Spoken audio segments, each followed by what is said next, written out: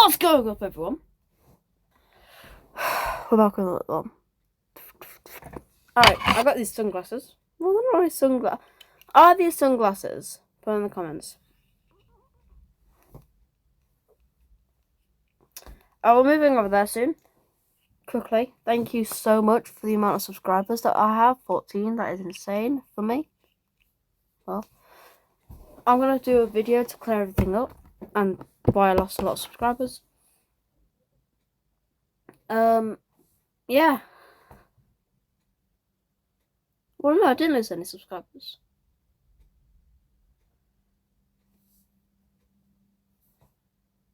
Okay, well, that's really foggy. The YouTuber RC Boys does not know how he does it for 4 minutes. So we're going to be watching the best Pokemon game you've never played. What?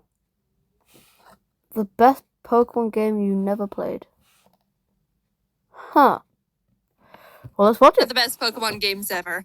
I just played one of the best Pokemon games ever, and I'm here to tell you all about it. I'm a huge Pokemon fan. Ruby was one of the first video games I remember owning, and I've decided to devote the rest of my life and soul to the franchise. And by that, I mean I'll play the new games when they come out. Do I have to like them? No. Frankly, I think the past few recent ones have been kind of garbage. But that won't stop me from getting my hopes up thinking the next game will be different, even though deep down, we all know it won't be. But Pokemon does have a few side games you might have heard of, like Pokemon Mystery Dungeon, or Pokemon Stadium, or that weird geometric one. But there's one franchise that I feel like doesn't get talked about nearly as much as it deserves, and that's Pokemon Ranger. I had the original Pokemon Ranger game as a kid, and I remember two things about it. I liked it, and circles. Lots of circles. The flashbacks are beginning. When I remembered Pokemon Ranger existed, I decided to look it up and see if it was worth possibly making a video on, and that's when I realized there were actually 3 Pokemon Ranger games. Pokemon Ranger Shadows of Almia, and Pokemon Ranger Guardian Signs. Bit of a Pokemon Ranger mouthful, but I digress. I was looking at some forums of people discussing which one they thought was the best, and the Shadows of Almia one seemed to be high on a lot of people's lists. So I bought the game. Now sit down and get comfy because I just played this game for the first time, and I'm here to tell you about why it's the best game ever. The game starts off with your character taking the entrance exam to a Pokemon Ranger school, and it only took me 2 attempts to draw 5 consecutive circles around this barely moving Pikachu. You're dang right that's impressive. I guess that's all it takes, because now I'm officially a member of this secret army for this inscrutable team school plotting to rule the world. Oh, he's just kidding. Yeah, it's a normal school. I'm introduced to my class, and for some reason they've been, starved for new human contact or something, because they're bombarding the teacher with questions. Are they a boy or a girl? Which is it? Is she cute? So I'm introducing myself, and apparently the teacher catches this Keith kid looking at me with a big grin. Anyway, you go sit next to Keith. Oh, okay, just plop me right next to him. Yeah, I don't mind or anything. Thanks, Good teach. teacher, Anyway, you get a tour of the school from the scroll with me, meeting the other teacher, Mr. Kincaid, who's apparently a stickler for making sure kids don't run in the hall, and this kid, Isaac, that Rhythmy called Mushroom Hair. Both my IQ and my height in centimeters are 163. Alright, bud. After getting a feel for the school, you're taught how to capture Pokemon with your styler. Loops portray the feeling of friendship, so the more loops you draw around the Pokemon, the more it will submit to your friendship. That's nice. Touch the Bidoof. You finish the school day and are fast asleep in the dorms when all decide it's initiation time. Get up, sleepyhead, it's 4 a.m. Time for your student initiation. Yes, sirs. They tell you to find all 4 of the stylers they've hidden around the giant school, and after doing so, you have to put them in the basement for some reason. So you head down there after finding them all, and are in the basement when... Why are you down here? Only I'm permitted to be in the basement. Leave, now! Anyway, Isaac, have you finished testing my very secret experiment no one can know about? The rest of the school year goes on without any big problems. Pokemon Ranger Crawford comes and talks about what it's like to be a ranger. You save the milkman from some Bidoof. You attend a one-day internship at the local Pokemon Ranger base, and they make you bring them their lunch as an important mission. Actually, while you're at the internship, someone runs over and says the Pokemon on the beach are acting strange. You go with the Rangers to check it out to see all the Pokemon going crazy, and save the day by capturing them with your loops of friendship. But yeah, that's weird. Finally, you make it to graduation. Jayden, come up and make a speech as the class representative. Oh, I'm the class representative, huh? What's that? Well, don't mind if American. So after saving everyone from a very strange rampage of Tangrowth, you start working at the Pokemon Ranger base you interned at. There's a call about some more Pokemon acting strange down in a nearby cave, so your first mission is to investigate what's going on. In the cave, you stumble upon this weird missile-looking machine that seems to be what's hypnotizing the Pokemon in its vicinity and making them go crazy. So you destroy it and everyone's proud of you. This Professor Hastings guy is called down from the Pokemon Union to take a look at the cave machine, and I guess he's like 100 years old or something because the Rangers want you to go meet him halfway in Puel Town to make sure he doesn't get lost and die along the way. You take one step in town, and oh god, all the Pokemon are going nuts. Turns out there's more of those rocket machines planted in the town, and as you're going around smashing them, you run into some guys that are not only very shady, but also terribly shifty. They run away to tell their leaders there's Pokemon Rangers smashing their stuff. And further into the town, you find them again with their admin, who's like, dude, what the heck? What do you have against our Giga Remos, you vandals? Treat things with respect. And then attacks me with Rattata and a Toxicroak. That's Not illegal! gonna lie, their battle music kind of bangs, though.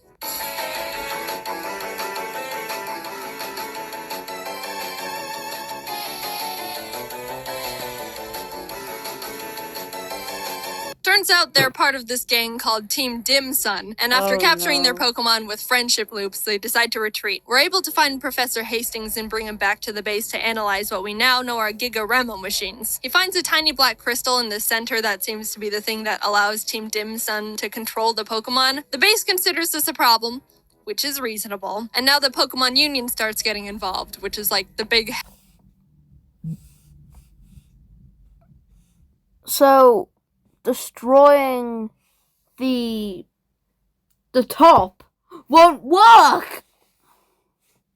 I'm just gonna keep it this big for a little bit. Head honcho of Pokemon Ranger bases where all the Ranger prodigies are. The story continues as the Union tries to uncover more about what Dim Sun is up to, and you keep interrupting their plans. You catch them trying to drill a tunnel in the side of a mountain. You catch them having a secret base and cargo ship in the middle of a volcano, which Mr. Kincaid is found to be part of Dim Sun. Big surprise, didn't see that one coming. You haven't been running in the ship's hallways, have you? You catch them mining hundreds of dark crystal shards in an abandoned mine. That one was a bit of a problem because apparently there was the mother of all shadow crystals. They are powerful enough to power this incredible machine they're in the middle of developing that they plan on using to control all the Pokemon within a 500-mile radius they got their grubby hands on and helicoptered away to their headquarters.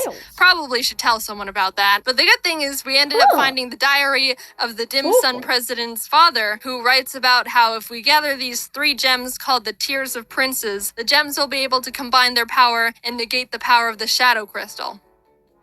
Alright, let's go do that. What do you do when you get a text message while driving? Do you rush to check your phone? Wait for the next traffic? Alright, let's go do that. The first gem is told to be in this giant ice castle called Alima Castle. And on the way there, you run into Dim Sun grunts trying to stop you. They're not hard to deal with, and they start getting a bit frustrated. Guys, that's food. I want to pay you with a snowball.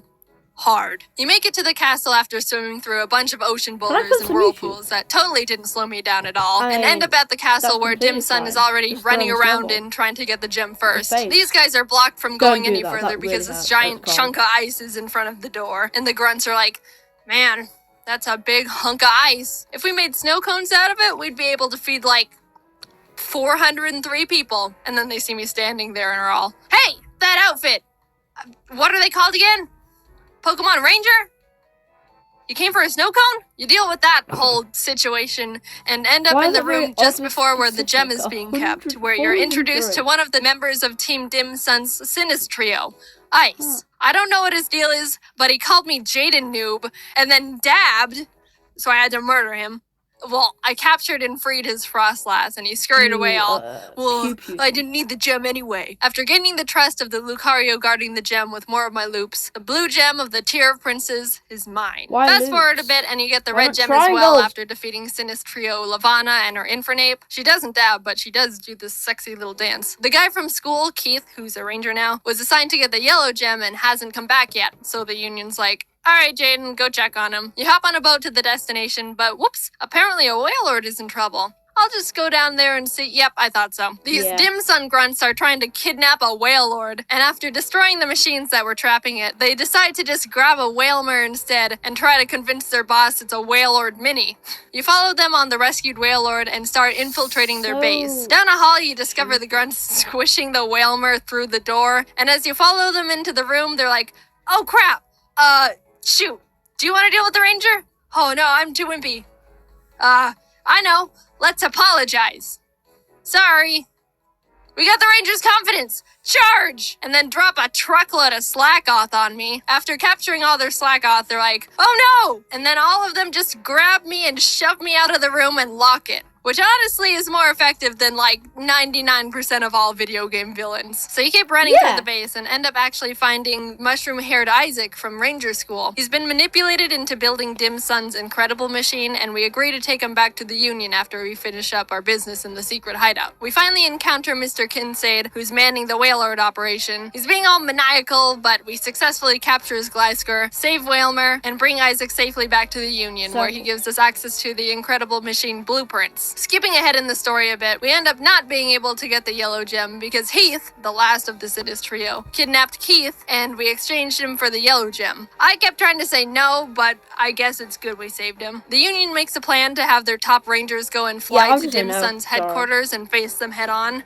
Jayden, you can just sit in the corner and do nothing. But right as they leave to do that, the Sidus trio busts through the Union walls and are like, ha ha ha, we'll be taking this, and steal back Isaac because they need him to complete the incredible machine by midnight so they can activate the Shadow Crystal. Isaac complied because they threatened to kill his sister or something. So new plan, now I have to get Isaac back and basically destroy the machines that were protecting their building/incredible machine because, oops, I didn't mention this before, but they turned their entire building headquarters into the incredible machine. What? We basically just waltzed right through the front doors of the headquarters. Heh, that'll stop people from entering. What? How did you get in here? And battle our way up to Isaac, who's like, you're a bit too late. I totally just completed the entire machine and they're about to use it to hypnotize all the Pokemon in the region in like 5 minutes.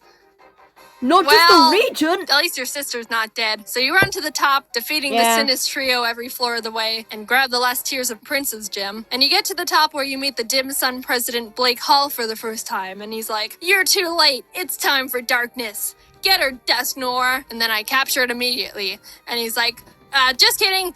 Get her, Darkrai! And then Darkrai just starts dipping me into darkness, and Keith has to come save me on his Staraptor. So Darkrai's like, well, then I'm gonna just dip these guys into the darkness. And throws Blake and his assistant into the void.